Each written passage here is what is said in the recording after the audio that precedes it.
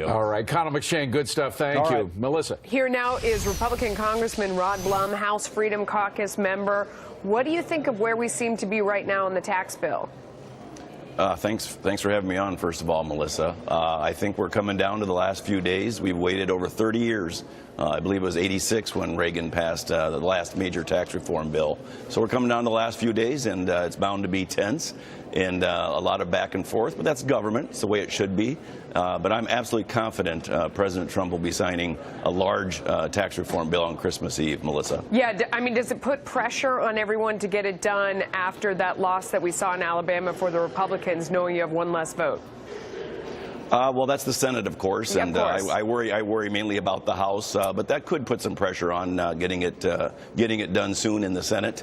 But I just think overall, everyone in our party for sure realizes the impact, Melissa, this is going to have positive impact economy and on the working families' wages and take-home pay. Everyone realizes that it's long overdue. Yeah, I mean, what do you think of this last iteration that we're hearing just now today? The idea of the corporate tax rate, taking that to 21%, maybe to give a little bit of room to bump down that top rate to ease for the folks who are going to get hit with that change in the SALT. I mean, now it seems like maybe there really is something for everyone in this bill.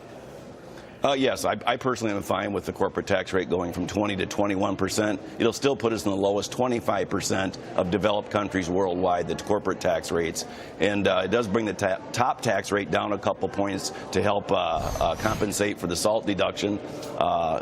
If it stayed at the 39.6%, I would also be happy with that and give more tax relief to the middle class. I know Stuart Varney wouldn't want to hear that, but I think that would be all right. I mean, this does seem like it has the real potential to spur some major economic growth. Ironically, the knock from the other side, for some other folks I've heard, is, oh no, now the economy is going to move too fast and overheat. I know. It made us chuckle too, but that is the knock. Yeah, for the last 10 years, we've grown at 50% of the average post-World War II growth rate, Melissa. I'm sure you're well aware of that. Oh, yeah. So for us to grow at 3.5% isn't overheated. It's merely going back to the average rate since World War II. And if we grow at 2.5% for the next 10 years, this tax cut will pay for itself. Yeah. This is not going to increase the deficit. I am a firm believer it's going to reduce our deficit. Yeah. What did you think about the way the president sold it today, bringing families out there who would actually see some real benefit and trying to illustrate that for people, you know, who might be hearing, oh, this is, you know, middle-class people are going to have their taxes go up?